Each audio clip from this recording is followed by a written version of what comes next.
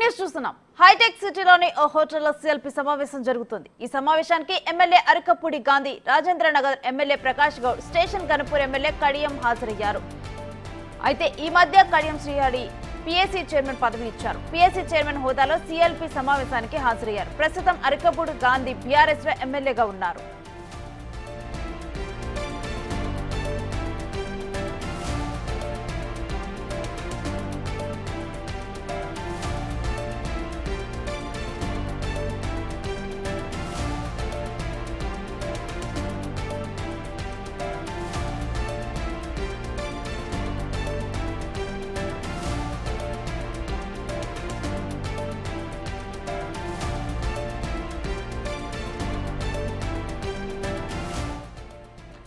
Hitech సిటీలోని ఓ హోటల్లో CLP సమావేశం జరుగుతుంది. ఈ సమావేశానికి MLA Arekapudi Gandhi, Rajendra Nagar MLA Prakash Goud, station Ghanpur MLA Kadiyam హాజరయ్యారు. పిఎస్సి చైర్మన్ హోదాలో సిఎల్పి సమావేశానికి హాజరయ్యారు. ప్రస్తుతం అరకపూడి గాంధీ బీఆర్ఎస్ లో ఎమ్మెల్యేగా ఉన్నారు.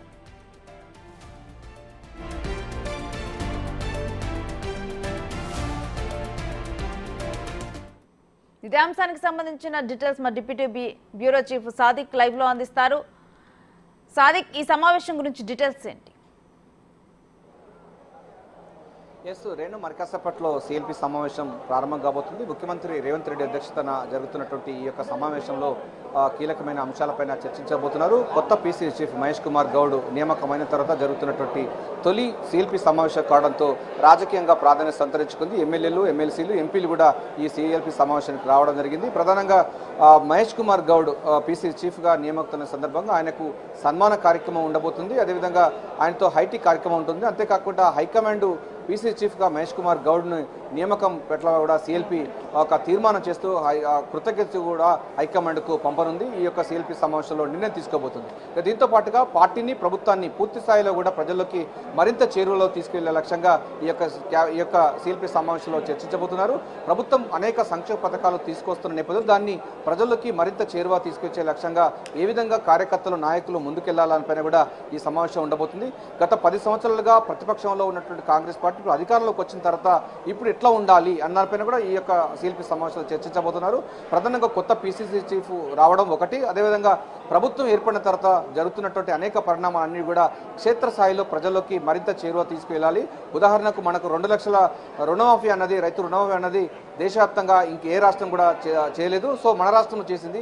అది అనుకున్నంత స్థాయిలో కూడా ప్రచారం జరగలేదని కూడా పార్టీ, అదే విధంగా ప్రభుత్వం కూడా భావిస్తున్న నేపథ్యంలో ప్రజలందరికీ, రైతులందరికీ ఏ విధంగా తీసుకెళ్లాలి, 2 లక్షల రుణమాఫీ అయినా కూడా ఈ సిఎల్పి సమావేశంలో ముఖ్యమంత్రి రేవంత్ రెడ్డి అయితే దిశ నిర్దేశించబోతున్నారు. దీంతో పాటుగా ఇప్పుడు సభ్యత్వ కార్యక్రమం సంబంధించినది కూడా కీలకంగా ఉండబోతుంది. సో సభ్యత్వ కార్యక్రమం కూడా తీసుకునే లక్ష్యంగా కూడా ఎంత హ్యూజ్గా తీసుకోవాలన్నది కూడా ఈ యొక్క సిఎల్పి సమావేశంలో చర్చించబోతున్నారు. ఇక దీంతో పాటుగా అతి ప్రధానమైనది చూసినట్లయితే మనకు లోకల్ బాడీ ఎన్నికల్లో కాంగ్రెస్ పార్టీ సత్తా చాటాలని కూడా ఈ యొక్క సమావేశంలో చర్చించబోతున్నారు. ఆ తర్వాత నామినేట్ పదవులకు పైన కూడా ఈ రోజు ఈ సిఎల్పి సమావేశంలో చర్చించే అవకాశం అయితే కనబడతా ఉంది.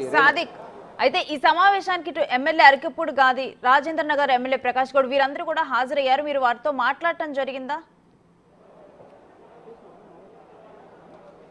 సహజంగా అయితే వాళ్ళు పార్టీ మారినటువంటి వాళ్ళందరూ కూడా ఇప్పుడు ఈ హోటల్కి అయితే రావడం జరిగింది. వాళ్ళు సిఎల్పి సమావేశంలో కూర్చుంటారా లేదా అనేది కూడా క్లారిటీ లేదు. ఎందుకంటే వాళ్ళైతే హోటల్కి రావడం అయితే జరిగింది. సో హోటల్కి వచ్చి వాళ్ళకు సంబంధించినటువంటి రూమ్లలో ఉండొచ్చు, లేకపోతే వారికి సంబంధించినటువంటి లంచ్ కానీ, లేకపోతే డిన్నర్ కానీ, లేకపోతే స్నాక్స్గా తినొచ్చు. సో సిఎల్పి సమావేశంలో వాళ్ళు కూర్చుంటారా లేదనిపైన కూడా ఇప్పుడే క్లారిటీ చెప్పలేము. వాళ్ళు మాత్రం ఇటు కడియం శ్రీహరి కానీ, లేకపోతే అరకపూడి గాంధీ వీళ్ళందరూ కూడా సిఎల్పి అంటే ఈ హోటల్కి అయితే రావడం జరిగింది. మన సిఎల్పి సమావేశంలో వాళ్ళు పాల్గొంటున్నారని మనం చెప్పలేము, కానీ వాళ్ళైతే ఈ ఓట్లకి అయితే రావడం అయితే మనం ప్రాధాన్యత సంతరించుకుంది. సో వాళ్ళు మాట్లాడే ప్రయత్నం చేసినా కూడా వాళ్ళు మాట్లాడలేదు. సో వాళ్ళైతే హోటల్కి వెళ్ళడం జరిగింది. సో ఒక రకంగా చెప్పాలంటే టెక్నికల్గా అయితే వాళ్ళు సిఎల్పి సమావేశానికి హాజరయ్యని చెప్పొచ్చు. ఆ తర్వాత వాళ్ళు లోపల అధికారికంగా ఉంటారా లేకపోతే ఎట్లా ఉంటారు దానిపైన కూడా ఇంకా క్లారిటీ రావాల్సి ఉంది. సో లోపల అధికారులు, లోపల సంబంధించినటువంటి నాయకులు చెప్పిన ప్రకారంగా పూర్తి క్లారిటీ వచ్చే అవకాశం ఉంది. పార్టీ మారినటువంటి 10 మంది ఎమ్మెల్యేలు కూడా ఈ యొక్క సిఎల్పి సమావేశం, అదేవిధంగా 6 మంది సంబంధించినటువంటి ఎమ్మెల్సీలు వాళ్ళు కూడా ఈ యొక్క సిఎల్పి సమావేశంకు రావడం అన్నది రాజకీయంగా ప్రాధాన్యత సంతరించుకుందని చెప్పవచ్చు. ప్రధానంగా ఈ అంశం పైన కూడా చర్చించబోతున్నారు. నువ్వు మాట్లాడతావా? ఈ సిఎల్పి సమావేశం ముఖ్యమైన అంశాలు ఏమిటి? ముఖ్యమైన అంశాలు అంటే రాష్ట్ర పరిస్థితుల మీద కూడా మనం చేసిన అభివృద్ధి కార్యక్రమాలన్నీ కూడా ప్రజలలోకి తీసుకుపోయే ఉద్దేశంతో సిఎల్పి మీటింగ్ ఇవాళ సమావేశం చేయడం జరుగుతుంది. దీంట్లో మన మెయిన్లీ రైతులకు రుణమాఫీ చేసిన అంశాన్ని కూడా ఎమ్మెల్యేలు అందరూ కూడా ఎంపీలు ఎమ్మెల్యేలు ఎమ్మెల్సీలు వాళ్ళ క్షేత్రంలో వాళ్ళు తీసుకుపోయి ప్రజలకు అందరికీ కూడా వాళ్ళకు అంటే దాన్ని క్షేత్రస్థాయికి తీసుకుపోవాలనే ఉద్దేశంతో అదొకటి. నూతనంగా ఎన్నికైన మహేష్ కుమార్ గౌడ్ గారికి ఆయనకు కూడా అభినందన సభ కూడా దీంట్లో కలిపి చేస్తున్నారు. మెయిన్ ఎజెండా ఏంటంటే కాంగ్రెస్ పార్టీ 6 గ్యారంటీ అభివృద్ధి అంటే పథకాలన్నిటి కూడా ప్రజలకు తీసుకుపోవాలనే ఉద్దేశంతో ఎమ్మెల్యేస్కి దిశానిర్దేశం ఇవ్వడం ఉన్నారు. దానిలో భాగంగానే ఏఐసీ సెక్రటరీలు కూడా ఇప్పుడు మనకు కొత్తగా వచ్చిన విశ్వనాథన్ కూడా ఇంట్రడ్యూస్ చేస్తారు. వాళ్ళని కూడా అందరికి ఎమ్మెల్యేలు కూడా పరిచయం చేయడం జరుగుతుంది. వాళ్ళు కూడా ఇప్పుడు ఎట్లయితే రివ్యూ మీటింగ్స్ పెడుతున్నారో వాళ్ళు జిల్లా స్థాయిలో కూడా పోయి రివ్యూ మీటింగ్లు పెట్టే ఆలోచన కూడా ఉంది. కాబట్టి అందరితోటి కోఆర్డినేషన్ చేసి రేపటి నుంచి ఇది ఎట్లా ప్రజలకు తీసుకుపోవాలనే దాని మీద మెయిన్ ఎజెండా. అరికపూడి గాంధీ కూడా వచ్చారు కదా పార్టీ మరి సార్, నేను ఒక మాట చెప్తున్నా. దీంట్లో పిసిసి అధ్యక్షుడు మహేష్ కుమార్ గౌడ్ గారికి అభినందన సభను ఉన్నది. ఆయనకు అభినందనలు చెప్తాను కూడా వచ్చారు కొంతమంది శాసనసభ్యులు. ఎందుకంటే కాంగ్రెస్ పార్టీ పిసిసి అధ్యక్షుడు మహేష్ కుమార్ గౌడ్ నూతనంగా ఎన్నికైంది కాబట్టి ఆయనకు అభినందనలు తెలియజేస్తాను కూడా వచ్చారు. ఓకే, ఈ యొక్క సిఎల్పి సమావేశానికి దీపదాస్ మున్షి ఇన్ఛార్జ్, అదేవిధంగా విశ్వనాథ్ ఇద్దరు కూడా హాజరు కావడం అన్నది ప్రాధాన్యత సంతరించుకుంది. రాజకీయ సంబంధించినటువంటి అంశాల్లో చూసినట్టయితే మనకు పార్టీని మరింత పటిష్టపరిచే విధంగా కార్యక్రమం చేయబోతున్నారు. సో క్షేత్రస్థాయిలో ప్రభుత్వం తీసుకున్నటువంటి సంక్షేమ పథకాలు క్షేత్రస్థాయిలో పార్టీ కార్యకర్తల ద్వారా ప్రజల్లోకి విస్తృతంగా తీసుకునే లక్ష్యంగా ఈ యొక్క సిఎల్పి సమావేశం ఉండబోతుంది. మహేష్ కుమార్ గౌడ్ కొత్తగా పీసీ చీఫ్ ఆయన నియామకమైన తర్వాత ఆయనకు సన్మాన కార్యక్రమం, ఆయనకు అభినందన ఉండబోతుంది.